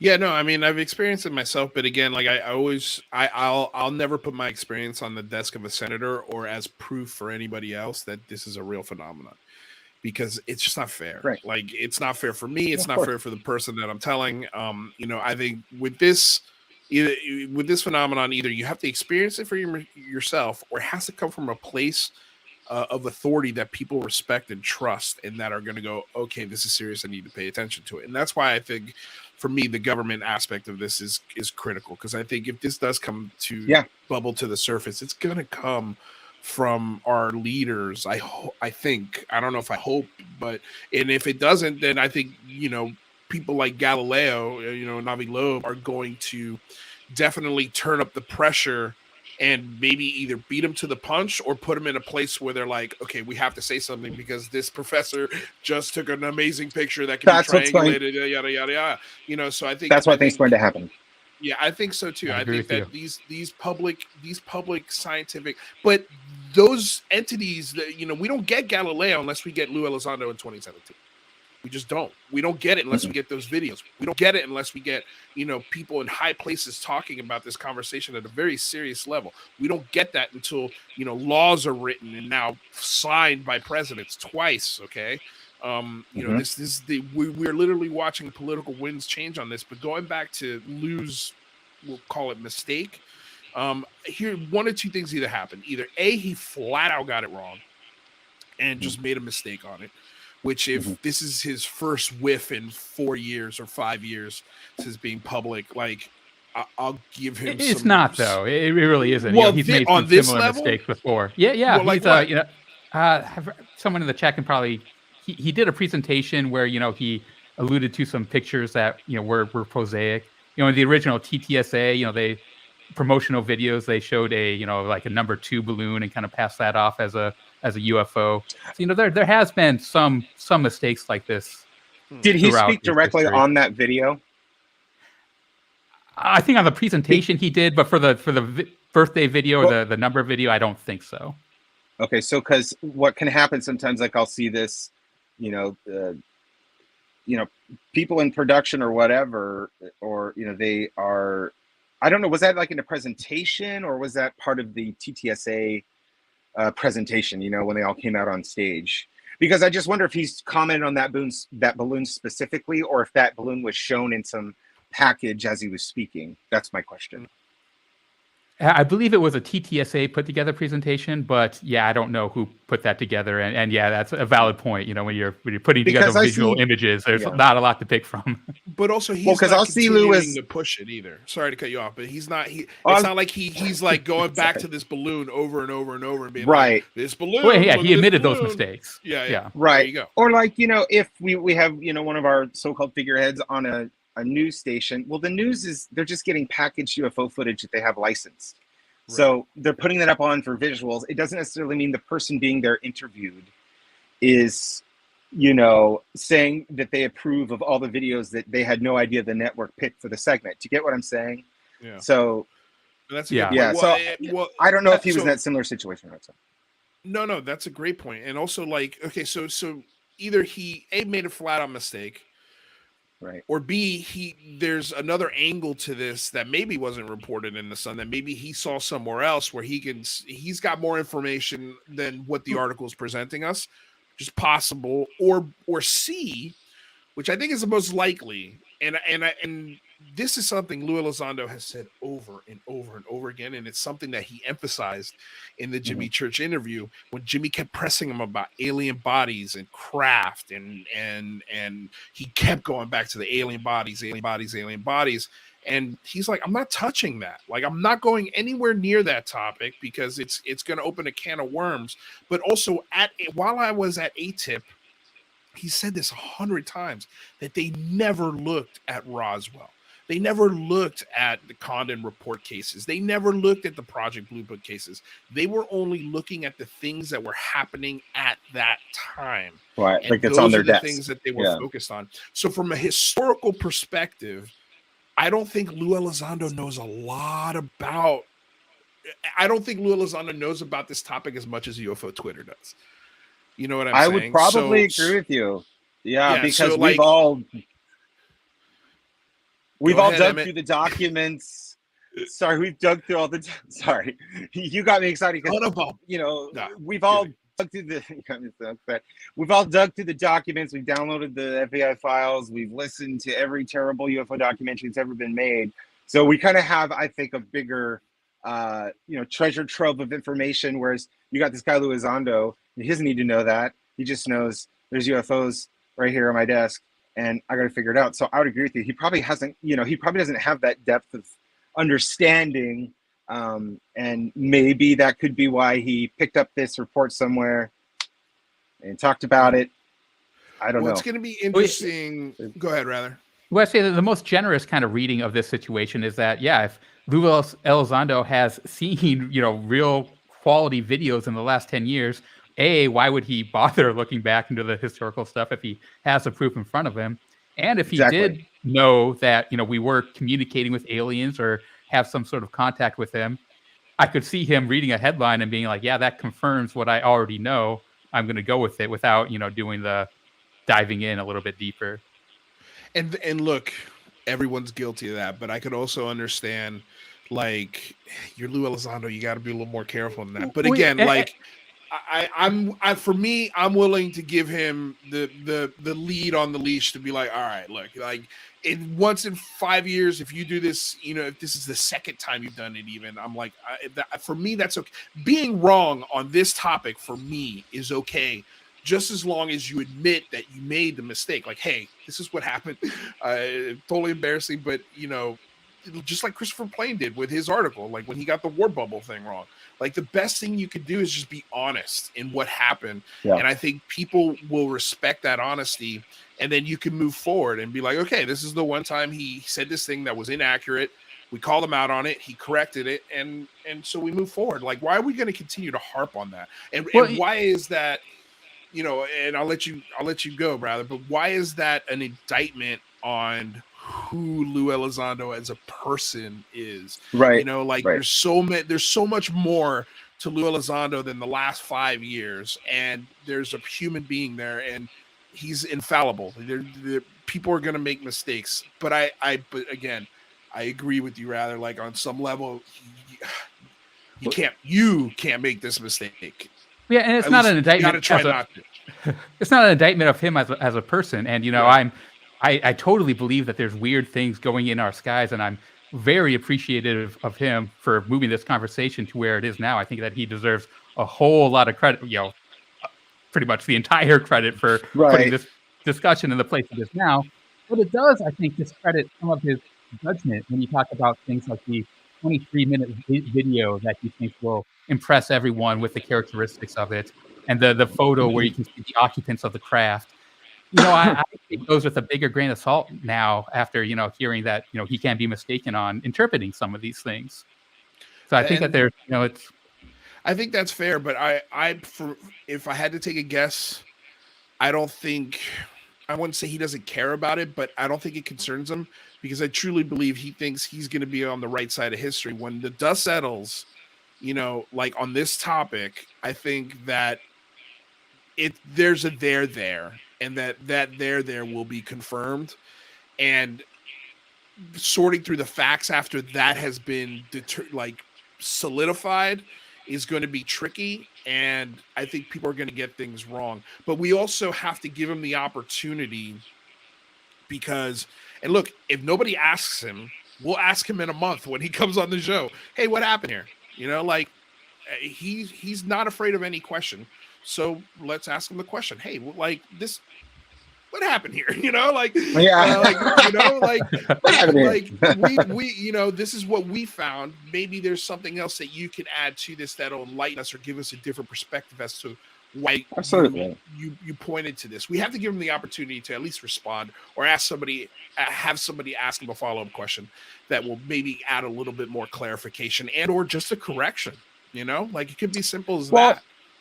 I think it's fair enough, honestly, to ask that question. If he did screw up, he screwed up, because I think we have a history in this sort of community of not challenging the people that we expect to provide the information, and I think that's fair. I just don't think it's fair that people start attacking. Well, he did this or he did that, or it's like, well, I think Lou is making the big bet, like you said. He's in on what happens when the dust settles. He knows. But that also, at the same time, if he's going to be our speaking head, try to be as forthcoming with mistakes as possible. Right. Which we have to. I made a mistake once. We have to give him the opportunity to do. I mean, God, we've made mistakes on this show many times. Oh, of course. And we've had. I make them all the time. Daily. And sometimes we people call our stuff mistakes, but a lot of people. Sometimes we are right, and sometimes our philosophies and our stances, I think, are coming from a good place. That doesn't mean that however we did things, we can't try and adjust and make better. But at the end of the day, this is my show. If you don't like my show, cool. There are a billion other shows you can go watch, but we're going to continue to do our thing the way we do it.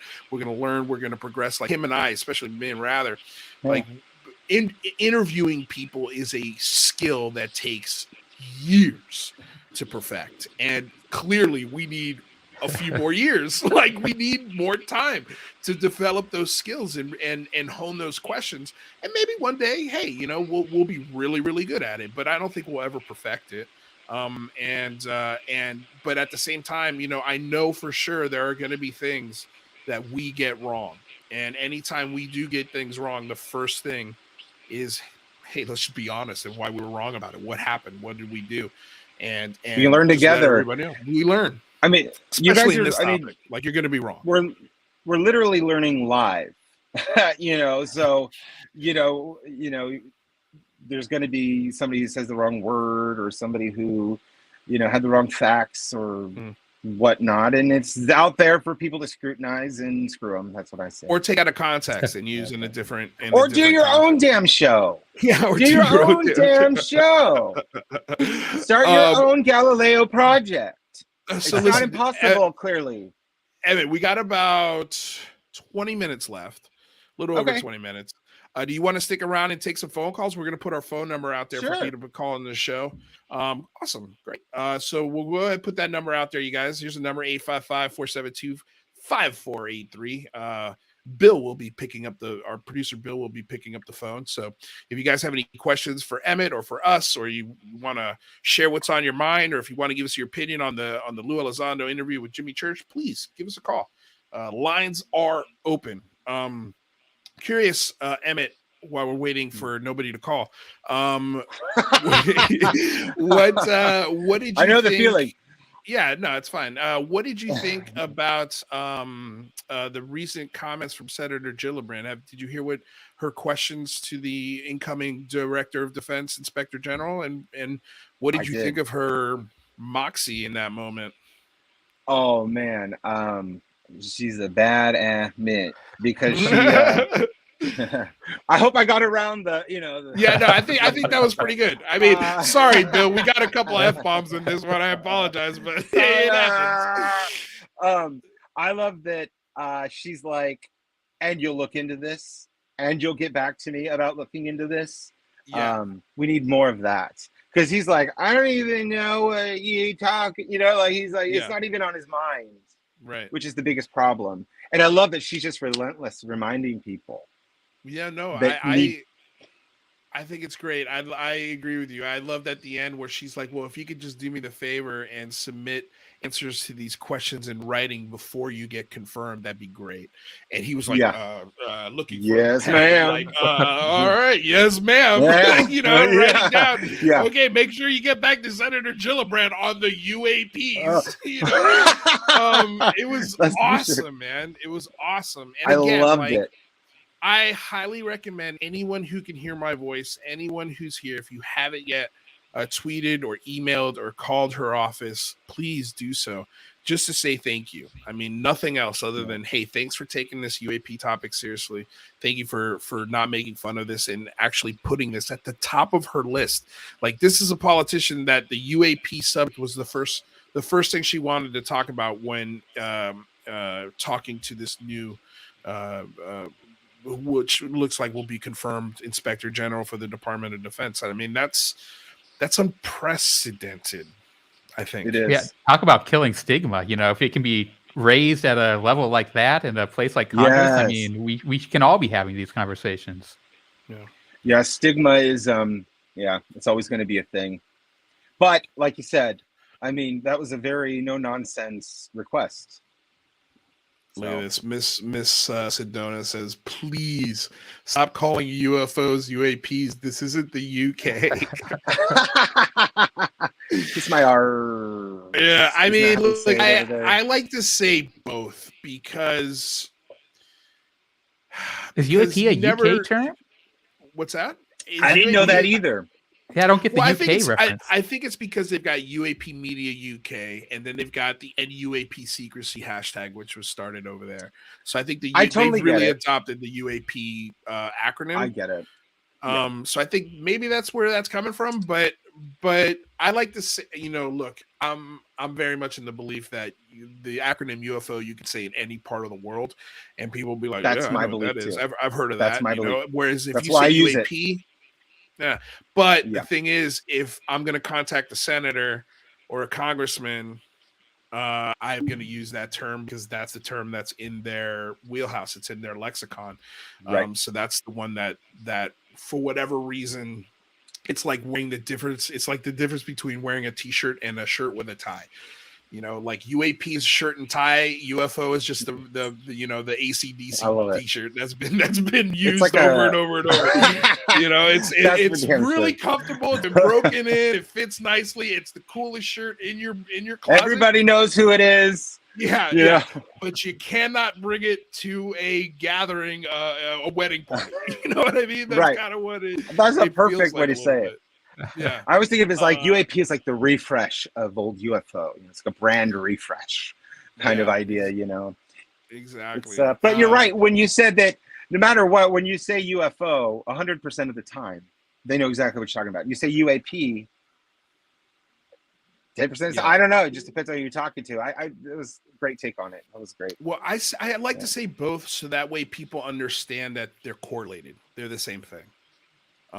So that way, if somebody is new to this and they hear somebody say UFO and UAP, they can kind of figure out without even looking it up what UAP probably means.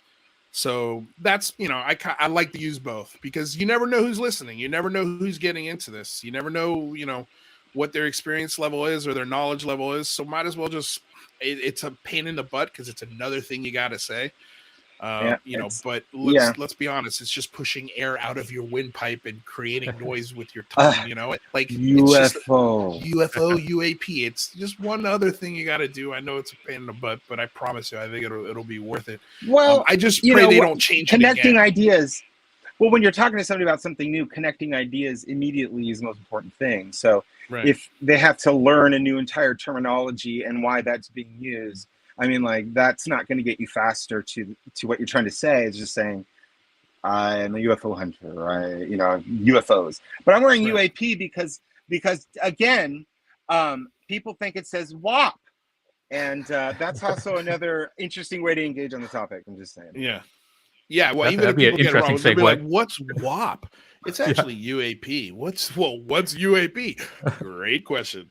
Exactly. So either way, I think it brings some attention to it. What were you gonna say, rather? Sorry, I cut you off. Yeah, no. Interesting segue to the WAP to UAP. I imagine in normal conversation, but who knows? Maybe we could get away they're with related. W. Could be weird aerial phenomena. That's not bad. Weird aerial phenomena actually works. Yeah, I mean, weird stuff in the sky is my favorite nomenclature. Wait, say that again? Just weird stuff in the sky. I feel like we should just be saying that. Weird stuff in the sky works, although it's not very specific. And then you go, does it make a good acronym? UAP? Is we all have to have the acronyms. I think UAP is a little more specific. It's got the word aerial, phenomena, unidentified. It'd be great if weird stuff in the sky. If we could get intelligently controlled somewhere in those acronyms, that might be more specific. Yeah, I don't want another acronym in this. Like, it was funny when I was listening to Kurt Jimenez at the BBC and the. Well, did you guys hear that Kurt Jimenez interview with George Knapp and was it Kelleher? Yeah, Cole Kelleher. Cole Kelleher, and they were going through all of the acronyms, and at one point Kurt was like, "I'm sorry, can you just explain what DOD or UAP or whatever whatever OSAP, ATIP and it's a learning curve there. It's not a learning curve. That's a whole damn semester of studying like those acronyms. Forget about a learning curve. And then Kurt put a request out for somebody to put all of those acronyms on a list, and somebody did it. It's long. The Theory of Everything podcast did that, I think. Yeah. Is that Toe or something? Yeah. Kurt Jimenez. Yeah. Okay. Yeah. Yeah, we're talking about the same person. Theory of Everything. So, yeah. Okay. Curious, you did bring up Bob Lazar earlier. What are your thoughts on Bob? What are the things you take away as valid versus the things that you go, Oh, we're getting into Bob Lazar. You brought it up. Well, honestly, this was just a topic because I love Bob Lazar. Fighting off the phone calls. There's not. Well, this will make him stop one calling. phone call yet. Please, guys, call. Ask us some questions for the love of God. I believe Bob. You believe Bob? I don't believe. I think there's something to it. I don't think. Let me ask you guys. Do you think that he just manufactured everything? Like, what's your perspective? I'm curious. I don't believe because I wasn't. You don't believe him at all, and tell me why that is. There's a lot of reasons. I think he's lying about his education. I think he's been shown to been lying about that. I don't think he ever went to MIT. I don't think his school records were erased. I mean, that means you'd have to go to every single yearbook in the country and just erase them. Like, people don't have yearbooks anymore. I think he was I think there are the aspects that I think he knows how to make rockets and attach rockets to things with wheels. I think he knows how to work with elements on some level. But I do not think he is a physicist. I mean, like Stan Freeman to me was like one of the best people in this field. And if Stan Freeman looked into it and couldn't find any of these validations, that was a big thing for me. Another thing for me was that he was a pimp for a little while. Collecting money from women, hiring women, setting up security systems, buying apartments and linking them together, charging visitors in Vegas to have sex with these women. Like, that's the first thing that comes to my mind when I see stuff like that is, man, what was your childhood like? Like, what was your your parenting? Like, there couldn't have been that much parenting going on. And I've been corrected on this, and I can see the other side of this too. Like, but who goes to themselves and goes, yeah, we're going to open up a brothel. That sounds like a good way to make money. Fair enough. You have to be a really extreme kind of person to do something like that. But I also understand how that extreme out of box thinking sort of might play into what he was doing. But then I hear like Bob Bigelow talk about giving him an entire research facility or wing, and Bob Lazar filled it with his furniture. And then he fired Bob Lazar. Like, he's like, get the hell out of here. Get your furnitureout of the science lab. And it's fantastic. There's just a lot of, man, I like in Corbell's documentary. I think the best thing about Corbell is that he brings a level of cinematography and editing to this that is so far superior than anything that anybody else is doing. So it sort of it forces the other productions to raise their game and be at least visually attractive as a Jerry Corbell film. But we heard from his mom. I want to hear from his dad. I want to hear from his cousins. I want to hear from his classmates in high school. I want to hear from his ex-wife. Like, his current wife thinks that he's such an honest guy. What does his ex-wife think? He's got two of them, or one of them passed away. This is, I believe, his third wife. What about siblings? Does he have any brothers and sisters? What do they think about his claims? There's just like, I would have loved, and even if you couldn't get those people, like, ask his mom, like, hey, what happened to, what did you think about, what did you think when Bob got accepted to MIT? What was it like? Was it exciting? Like, none of that stuff was asked. And so I'm that's fair. Like, those I just don't know about lying. Like, I don't know, man. I and also the number one top of the list is the hand scanner. That hand scanner, the exact same thing that they had a picture of, was in Close Encounters of the Third Kind 13 years before this story ever came out. Right.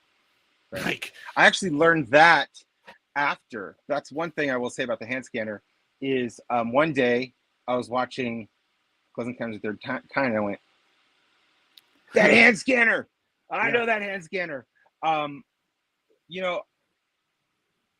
not the type of person that's opposed to, like, evolving on my beliefs or whatnot, but I can scoop all that aside and kind of look at if I just look at what he's saying about bases being built in the side of a mountain near Area 51, which of course was a topic nobody wanted to talk about or concede or believe that it was real at the time. I mean, I could go down the same list that you've heard 100 million people say. But for me, it's just, I could see all those patterns of deceptions and lies for sure. But I also see these patterns of, like, recently, I think it was Truth Seekers or somebody was making fun of, somebody had marked on Google Maps S4. Did you guys see that? Yeah. I did, yeah. And they used, I was a little, maybe it's me, but they were using that as a way to, yeah, they were using, but they were debunking it because anybody can, anybody can go in there and label something on Google Maps. Right. And so they were using that as an excuse to debunk the Bob Lazar thing.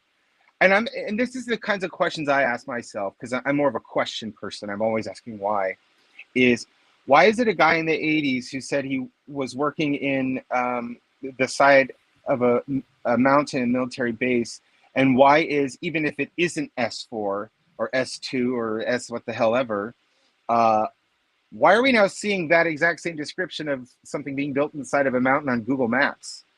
I mean, that's a pretty interesting correlation. Forget the S4 thing. There really is bases built in the side of the mountain over there. You know, that's one thing. The element 115 thing is also, sometimes people use that as, you know, the fact that, you know, that's a whole controversial issue. And I understand the fact that that would be something, you know, eventual that scientists or physicists would be able to reach. But, you know, just kind of the knowledge, I think, of the potential of how the UFO would work was always very intriguing to me. There seemed to be a lot that made sense about it. The other thing about Bob Lazar that I do find curious is when he doesn't know, he says he doesn't know. Right. Whereas you take somebody like Emery Smith, using as an example, oh, he's got an answer for every question you have. Yeah. Oh, you know, did you work on this? Oh, yeah, I know about that technology. You know, I heard you dissected aliens. Oh, yeah, I was, you know, there's always a yes component, and I did that. Where I think Bob Lazar, who has the full well potential to do that, doesn't. And I find that to be curious. Yeah. Well, hey, man. I mean, thanks for coming on. I mean, that was a blast, dude. Yeah, we got to get you and your brother on at the same time. Yeah. We would love to. This is fantastic. I appreciate it, dude. I really appreciate you coming on. This is a lot more. I don't want to say it was a lot more. I knew it was going to be fun. I knew this was going to be a fun interview. I was very excited to talk to you, and especially after digging into the show and getting familiar with you guys' work. I really appreciate what you guys are doing, and not taking yourself so seriously, man, and having fun with this topic. Because if you're talking about UFOs and you're not having fun, you're doing it wrong. Like you're doing it wrong. So I appreciate it, man. So hey, before you get out of here, I've got your link tree in the description below. I got it pulled up right here too, so for everybody to check out. But please tell everyone where they can find the UFO Bros and what you're working on next, or anything that you wanted people to know. Yeah, so we're at Real UFO Bros on all things social media, pretty much everywhere, including the website realufobros.com. If you want to get in contact with us there, we check all of our DMs. We're really responsive, especially on Twitter, so you can always tweet me as well at Real UFO Bros. And we've got a couple projects that I think maybe we'll come back on the show when we get closer to when we can talk about it. And but we've got some stuff coming out this year, and we're really excited to be part of the UFO community, UFO Twitter. You're doing a great job, Lou. Don't let them get you down. Punch them in the head. Do what you got to do. I appreciate it, my man. All right, Emmett, thank you so much for coming on and getting weird with us. We really appreciate it. We'll see you soon, my friend. Talk soon. All right, bye-bye. Ciao. Rather. Yeah, quickly, that was fun. What, you released the video this weekend. Tell everybody what it's about, or this week. Quantum computers and the DOE. The DOE in 2016 said that quantum materials will revolutionize our world, just like the compass did back in the 600 BC. Yeah, watch my video to get a little bit more on that. It's a good one, you guys. Check it out. Link is in the description below, as always. Thank you so much, everybody, for coming aboard, getting weird with us. Before we get out of here, DOS Tapes, thank you. Link in the description. The show will be available on iTunes, Spotify, wherever you find your podcasts after the show. So go download it, listen to it wherever you're at. Leave us a rate and review. It goes a very long way. Patreon members, thank you. Future Patreon members, thank you. To the super chatters and the YouTube memberships out there, thank you guys so damn much. Everybody in the comment section, Matthew Wright, I saw everybody in there. Thank you guys so much for the support. We got no calls today. We're a very popular show. What can you do? If you can't support the show with your dollars, no worries. Just like, share, subscribe. It goes a very long way. We truly appreciate it. Thank you to the moderators. Discord will be on Discord in about a half hour. Rather, you gonna be on Discord tonight? Yeah, I'll try to. Excellent. Awesome. We got a merch store link down below. Thank you to Bill for producing KGRADB. Thank you to Emmett for coming to hang out with us for the day. Until next time, you guys, thank you so damn much for coming aboard, getting weird with us here on another episode of the Unidentified Celebrity Review, your home for credible news, reviews, and commentary on everything UAP and UFO. Until next time, you guys, stay safe out there. We love you very much. Peace.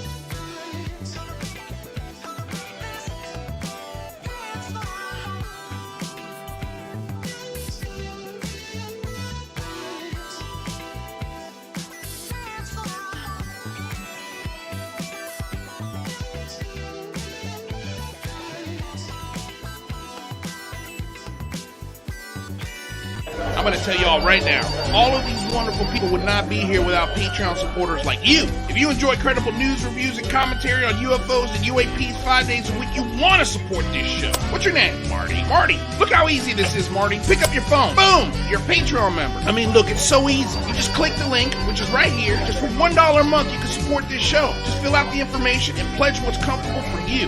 It could be $1, $5, $10, or who knows. Just support.